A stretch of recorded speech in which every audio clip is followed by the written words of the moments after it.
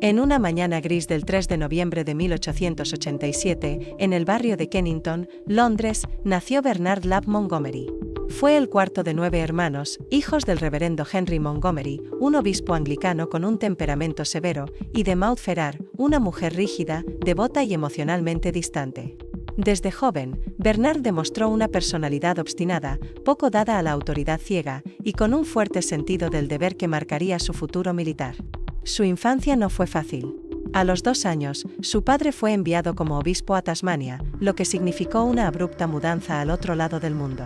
Allí, en la lejanía del Imperio Británico, el joven Bernard empezó a forjarse en un ambiente de disciplina religiosa y privaciones. Tras volver a Inglaterra, fue internado en la prestigiosa St. Paul's School y luego accedió a la Royal Military College de Sandhurst, donde se destacó por su rebeldía y espíritu combativo. Su carrera casi termina antes de empezar. En una ocasión, golpeó a un oficial instructor, lo que le valió una amenaza de expulsión. Pero Montgomery se graduó en 1908 y fue asignado al Regimiento Real de Warwickshire. El joven teniente Montgomery pasó los siguientes años en la India británica y luego en Palestina, donde comenzó a desarrollar una idea clara del mando militar. Era perfeccionista, disciplinado y obsesionado con la eficiencia. Cuando estalló la Gran Guerra en 1914, Montgomery tenía 27 años y fue enviado rápidamente al frente occidental. Durante la Primera Guerra Mundial, Montgomery vivió en carne propia el horror de las trincheras.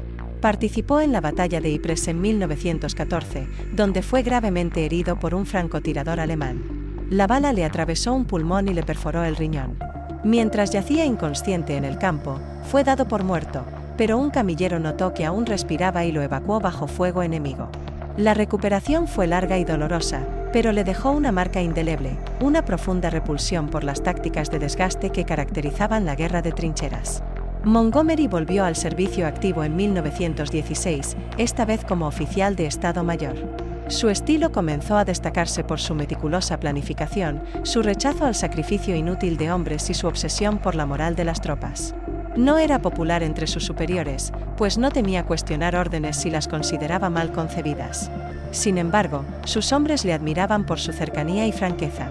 Bernard tenía un estilo único, hablaba directamente con sus soldados, les explicaba los objetivos de cada operación y exigía disciplina absoluta.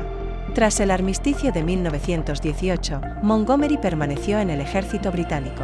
Mientras muchos oficiales dejaban el uniforme para volver a la vida civil, él decidió seguir una carrera militar permanente.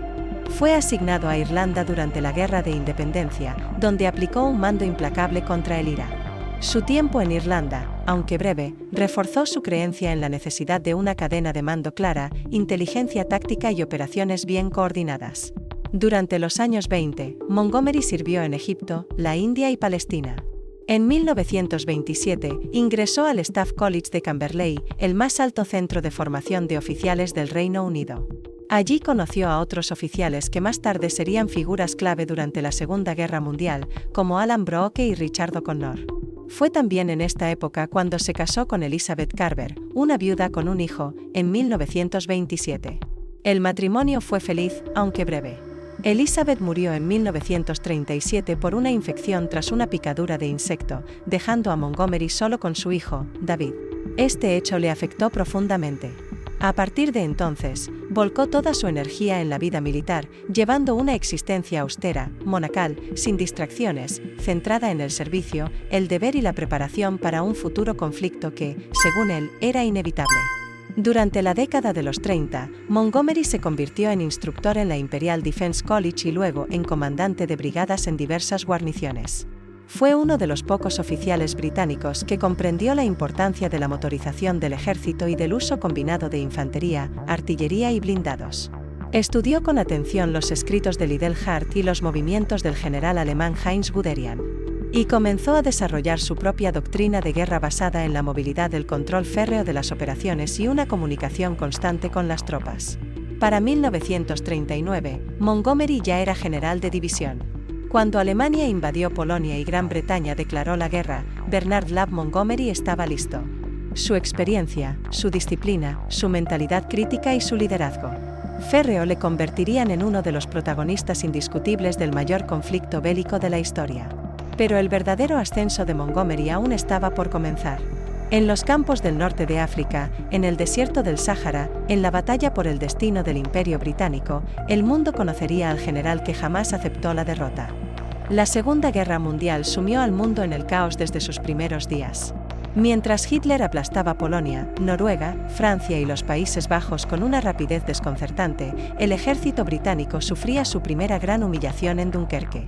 Montgomery, entonces comandante de la Tercera División, fue uno de los encargados de organizar la retirada del cuerpo expedicionario británico en el verano de 1940.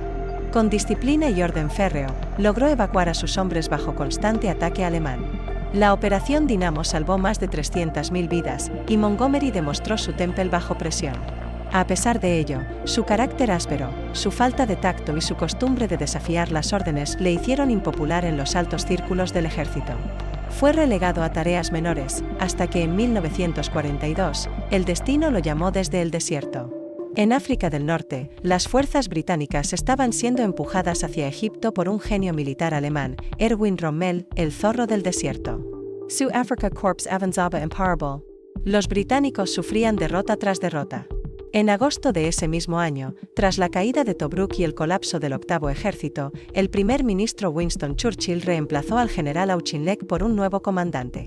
Así, el 8 de agosto de 1942, Bernard Lapp Montgomery tomó el mando del Octavo Ejército británico. Desde el primer momento, Manty impuso un cambio radical. Estableció una disciplina férrea, reorganizó las líneas, reforzó la moral de las tropas con discursos en los que prometía que jamás volverían a retirarse. Él mismo recorría los campamentos, hablaba con los soldados, escuchaba sus quejas, y dejaba claro que, bajo su mando, no habría improvisaciones ni órdenes vagas. Cada soldado debía saber por qué luchaba, y cada oficial debía cumplir su papel a la perfección. La primera gran prueba llegó en Alam el Alfa, a finales de agosto de 1942. Rommel intentó un ataque envolvente para rodear al Octavo Ejército. Montgomery, con inteligencia superior y una sólida línea defensiva, logró frenar el avance alemán. Fue la primera vez que Rommel se vio obligado a retroceder en el desierto. Pero el momento decisivo estaba por llegar, el Alamein. A finales de octubre, tras 2 meses de preparación, Montgomery lanzó la ofensiva. Reunió más de 200.000 hombres, 1.000 tanques y más de 1.000 cañones. Fue una operación cuidadosamente orquestada, donde cada división tenía un papel preciso. El 23 de octubre de 1942, bajo la luz de la luna del desierto, comenzó la batalla de El Alamein con un bombardeo atronador. La artillería británica abrió fuego durante más de 5 horas, en lo que fue la mayor concentración de fuego del conflicto hasta ese momento. Durante 12 días, el desierto se convirtió en un campo de fuego, humo y acero. Rommel, enfermo y debilitado, intentó resistir con sus agotadas fuerzas. Pero Montgomery, fiel a su estrategia de desgaste controlado, empujó lentamente al enemigo hasta quebrar su resistencia. El 4 de noviembre, el Afrika Korps comenzó su retirada. Montgomery no persiguió con prisa, quería evitar errores, conservar sus líneas y evitar una contraofensiva sorpresa. Su prudencia fue criticada, pero el resultado fue claro: Rommel estaba vencido. Winston Churchill pronunció entonces una frase que pasaría a la historia: antes de El Alamein no conocíamos la victoria, después de El Alamein no conocimos la derrota. El triunfo catapultó a Montgomery, Alabama rango de leyenda nacional. Por primera vez desde el inicio de la guerra, el Imperio Británico había derrotado al ejército alemán en una batalla terrestre. Las noticias se celebraron en todas las ciudades británicas, y Montgomery se convirtió en un símbolo de resistencia, orden y victoria. En los meses siguientes, dirigió la persecución del Afrika Korps a través de Libia y Túnez, en coordinación con las fuerzas estadounidenses del general Eisenhower, que desembarcaron en el oeste durante la Operación Torch. Fue una campaña tensa. Montgomery desconfiaba profundamente de los norteamericanos, a quienes consideraba desorganizados y faltos de experiencia. Sus relaciones con Eisenhower, Patton y otros comandantes estadounidenses fueron, en el mejor de los casos, tensas. Pero juntos lograron el objetivo. En mayo de 1943, el Eje fue expulsado del norte de África. Tras la campaña del desierto, Montgomery participó en la invasión de Sicilia en julio de 1943. Fue una operación compleja, llena de enfrentamientos con Patton por la dirección de las acciones. Aunque ambos generales lograron sus objetivos, las diferencias estratégicas entre ellos fueron cada vez más notorias. Patton, impetuoso y rápido; Montgomery, meticuloso y lento, pero eficaz. La rivalidad era feroz, y los roces personales se multiplicaron. A finales de 1943, Montgomery fue llamado a Inglaterra para preparar la operación más ambiciosa de la guerra, el desembarco en Normandía. El alto mando aliado lo nombró comandante terrestre supremo de la invasión, bajo el mando general de Eisenhower. Mientras tanto, Montgomery no perdía su estilo, dormía en tiendas de campaña, comía lo mismo que sus soldados, vestía su característico gorro negro con insignias rojas, y daba discursos inspiradores en los que dejaba claro que su objetivo era claro y absoluto: destruir al enemigo y liberar Europa. Lo que se avecinaba no era una batalla, sino el inicio de la liberación de todo un continente. Y Montgomery, el león británico del desierto, estaba en el centro de la escena. La madrugada del 6 de junio de 1944, el mundo contuvo el aliento. Más de 150.000 soldados aliados, embarcados desde Inglaterra, cruzaban el Canal de la Mancha hacia las playas de Normandía. Era el día D y en el centro de esta colosal operación se encontraba Bernard Lapp Montgomery, comandante del 21 Grupo de Ejércitos y arquitecto principal de la maniobra terrestre. La Operación Overlord fue una hazaña logística y militar sin precedentes. Montgomery había insistido en un desembarco masivo, simultáneo, con 5 playas asignadas, Utah y Omaha para los estadounidenses, Gold, Juno y Sword para británicos y canadienses. Su objetivo era establecer una sólida cabeza de playa, avanzar tierra adentro y capturar la ciudad clave de Caen. El desembarco fue un éxito relativo. Mientras las tropas estadounidenses sufrían graves pérdidas en Omaha, las fuerzas británicas y canadienses lograron progresos más firmes. Montgomery, siempre meticuloso, había previsto una resistencia feroz y desplegó sus unidades blindadas en reserva, con el objetivo de avanzar con cautela pero con firmeza. La batalla por Normandía, sin embargo, se prolongó más de lo que había calculado. La toma de Caen, que debía completarse el día D o al siguiente, no se logró sino hasta principios de julio. Las tropas alemanas, bajo el mando del mariscal Rommel y del general von Kluge, resistieron con fiereza, convirtiendo cada aldea, cada seto del bocaje normando, en una fortaleza improvisada. Montgomery fue criticado por su lentitud. Los norteamericanos, especialmente Patton y Bradley, comenzaron a impacientarse. Pero Montgomery defendía su estrategia: fijar a los alemanes en el este, forzándolos a concentrar sus reservas contra las fuerzas británicas y canadienses, mientras los estadounidenses lanzaban su ofensiva en el oeste. El plan funcionó. A finales de julio, la Operación Cobra, dirigida por Patton, rompió las líneas alemanas y permitió un avance rápido hacia el sur. Mientras tanto, Montgomery lanzó la Operación Godward, un asalto blindado masivo al este de Caen, que aunque costoso en tanques y vidas, obligó a los alemanes a redistribuir sus fuerzas. A mediados de agosto, los aliados rodearon al séptimo ejército alemán en la bolsa de Falaise. Montgomery ordenó cerrar la trampa, y aunque algunos comandantes británicos dudaron, la destrucción de ese ejército alemán fue completa. Miles de soldados enemigos fueron capturados, y los restos del ejército de Hitler en Francia comenzaron su retirada hacia el Sena. La liberación de París llegó a finales de agosto. Montgomery, siempre frío y profesional, no se dejó llevar por la euforia. Su objetivo era más grande: cruzar el Rin y destruir al Tercer Reich. La guerra aún estaba lejos de terminar. Con el avance sobre Bélgica y los Países Bajos, Montgomery concibió una operación audaz, Market Garden. Sería el mayor asalto aerotransportado de la historia. Su objetivo era tomar una serie de puentes estratégicos en los Países Bajos y abrir un corredor directo hacia Alemania, atravesando el Rin por Arnhem. La operación se lanzó el 17 de septiembre de 1944. Durante los primeros días, los paracaidistas británicos, estadounidenses y polacos lograron avances impresionantes. Tomaron Eindhoven y Nijmegen, pero el último puente, el de Arnhem, resultó inalcanzable. La división aerotransportada británica quedó aislada y rodeada por fuerzas alemanas reforzadas. La resistencia fue heroica, pero tras 9 días de intensos combates, Montgomery ordenó la retirada. Fue un fracaso estratégico, y el general británico recibió duras críticas. Fue un puente demasiado lejos, admitió más tarde. Aún así, Market Garden demostró su voluntad de asumir riesgos cuando lo creía necesario.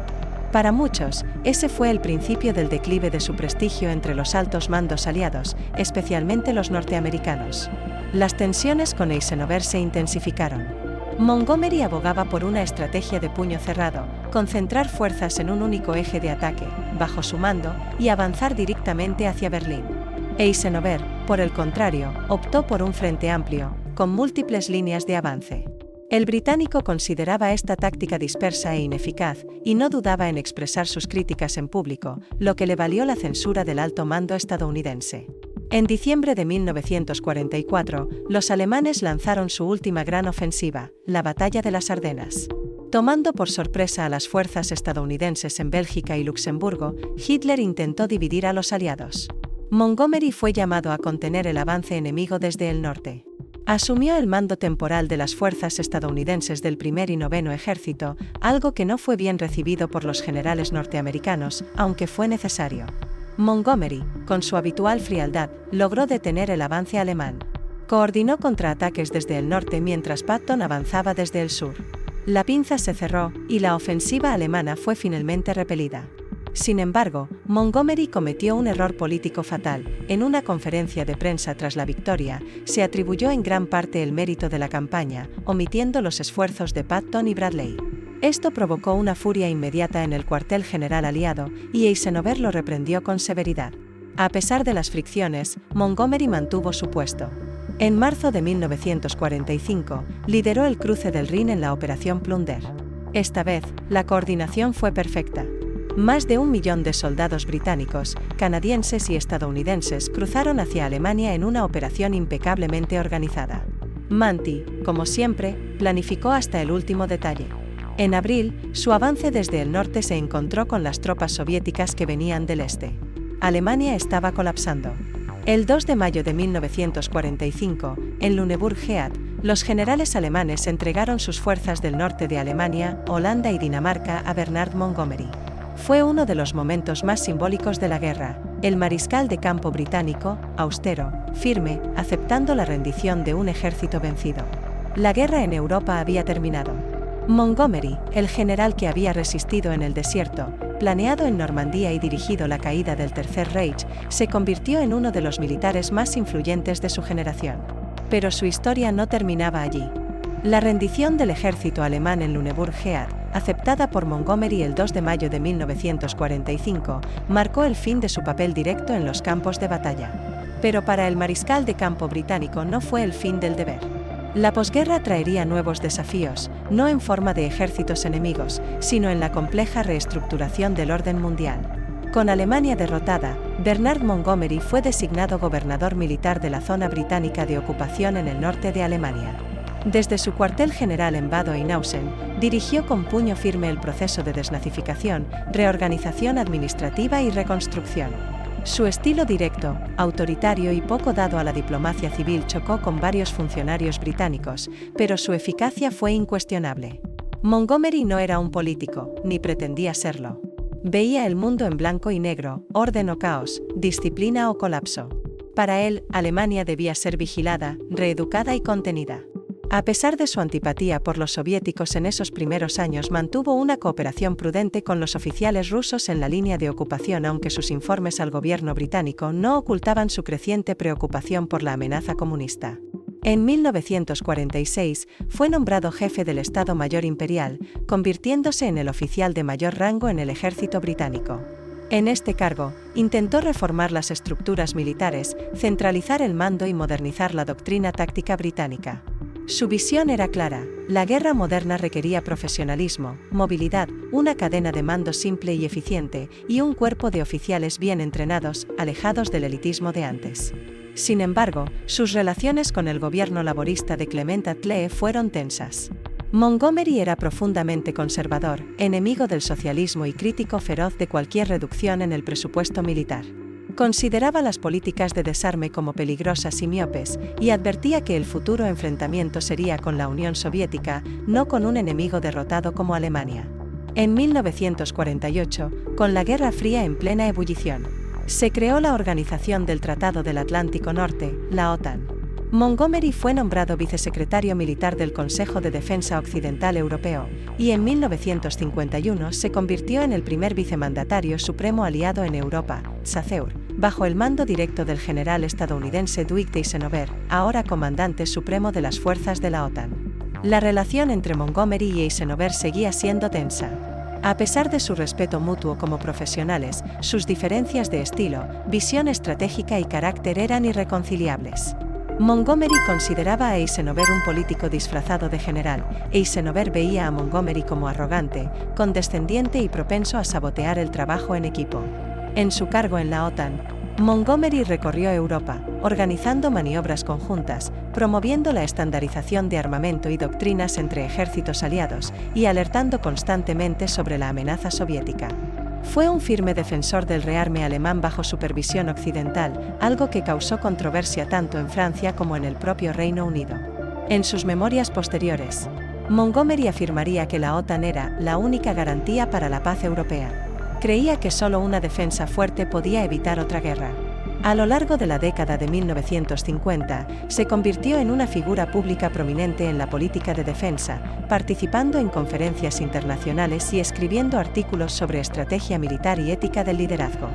Ya retirado de la vida militar activa, Montgomery publicó en 1958 sus memorias, The Memoirs of Field Marshal Montgomery. El libro fue un éxito editorial, pero no sin polémica.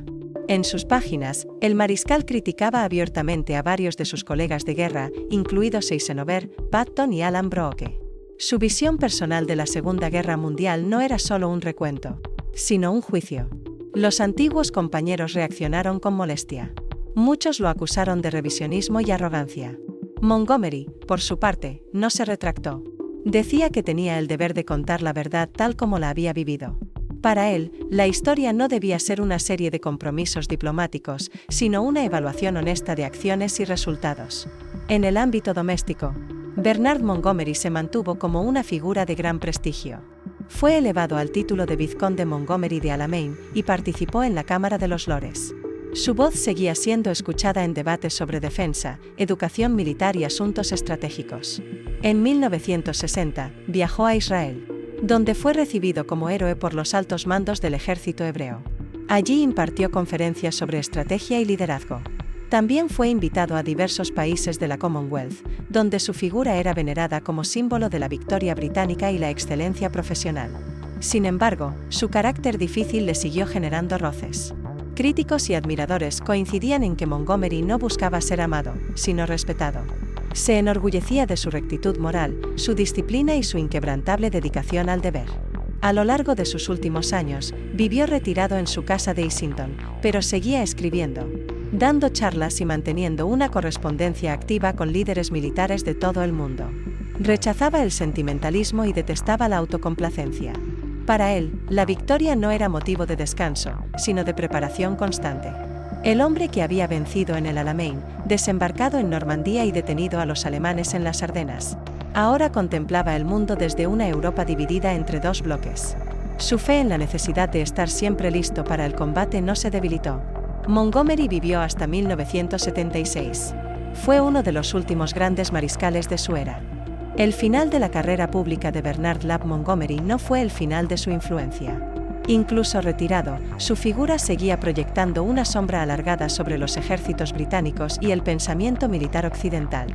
Era invitado con frecuencia a debates, conferencias, academias militares y recepciones oficiales. Cada aparición suya era recibida con una mezcla de respeto, reverencia y, en algunos círculos, temor. Durante los años 60, el ya anciano mariscal de campo dedicó gran parte de su tiempo a escribir. Produjo numerosos ensayos sobre estrategia, liderazgo y filosofía militar, en los que defendía la importancia de una cadena de mando clara, la necesidad de disciplina absoluta y la superioridad del entrenamiento meticuloso sobre la improvisación. Fue un firme crítico de lo que él llamaba la teatralización de la guerra moderna y la politización de los altos mandos militares. No dudó en pronunciarse sobre conflictos posteriores, como la Guerra de Vietnam. Aunque crítico con ciertos aspectos del enfoque estadounidense, sobre todo su falta de claridad estratégica, no se sumó a los sectores pacifistas. Para Montgomery, el uso de la fuerza no era un mal necesario, sino un instrumento del deber cuando se usaba con juicio, determinación y objetivos precisos. Durante la Guerra de los 6 Días en 1967, Montgomery expresó su admiración por la planificación del ejército israelí. Lo consideraba un ejemplo moderno de cómo una fuerza pequeña, bien entrenada y disciplinada podía imponerse sobre enemigos más numerosos mediante el uso de maniobras rápidas, concentración de poder de fuego y claridad de objetivos. Esta opinión causó controversia, pero también lo convirtió en una figura de culto entre los estrategas de nuevas generaciones. En privado, sin embargo, el viejo mariscal comenzaba a sentir el peso de los años. Su salud se debilitaba lentamente. Aunque su mente seguía tan aguda como siempre, su cuerpo le pedía reposo. Sus paseos por el jardín de su casa en Easington se hicieron cada vez más breves. Su correspondencia se volvió más filosófica. Comenzó a reflexionar sobre la vida, el liderazgo y la responsabilidad del mando. En una carta escrita a un antiguo subordinado en 1973, Montgomery escribió: "El mayor peligro en la guerra no es el enemigo, sino el ego del comandante. Cuando éste se impone a la lógica, a la prudencia y a la ética, todo se derrumba. La victoria sin honra es derrota disfrazada". En sus últimos años, recibió homenajes de toda Europa. Francia lo condecoró con la Gran Cruz de la Legión de Honor. Estados Unidos le entregó la Medalla por Servicio Distinguido. Incluso Alemania, décadas después de la guerra, reconoció su papel clave en la reconstrucción del país y la defensa de la democracia occidental frente a la amenaza soviética. El 9 de abril de 1976, Bernard Lapp Montgomery falleció pacíficamente en su casa. Tenía 88 años. La noticia recorrió el mundo con rapidez. Los titulares lo definieron de múltiples formas: el león de El Alamein, el estratega de la victoria, el último gran mariscal. Su funeral fue un evento solemne y cargado de simbolismo. Asistieron representantes de decenas de países. Soldados veteranos de la Segunda Guerra Mundial, condecorados y envejecidos, marcharon en silencio tras su féretro. La reina Isabel II le dedicó un tributo personal, destacando su valor, su devoción a la patria y su legado duradero. Montgomery fue enterrado en el cementerio de la iglesia de Santa María, en Binstead, Hampshire. Su tumba, sencilla, lleva inscrito: Bernard Lapp Montgomery, primer vizconde Montgomery de Alamein, Mariscal de Campo. Pero su legado no reposa bajo mármol. Vive en las academias militares donde se estudian sus batallas, en los libros de estrategia que citan sus maniobras, en las historias de los hombres que lo siguieron con lealtad ciega y en la imagen imborrable del comandante de rostro severo, bastón en mano y gorra de campaña señalando el horizonte con determinación. Montgomery fue muchas cosas: genio táctico, figura polémica, héroe nacional, reformador implacable. Pero por encima de todo, fue un soldado. Un soldado de convicciones férreas, que creyó en el orden, la disciplina y la victoria como única opción. Un hombre que libró guerras no solo contra ejércitos enemigos, sino contra la mediocridad, la indecisión y la derrota del espíritu. Y así, Bernard Lapp Montgomery permanece, no solo en la historia, sino en la memoria de una era en que el destino del mundo pendía de las decisiones de hombres como él.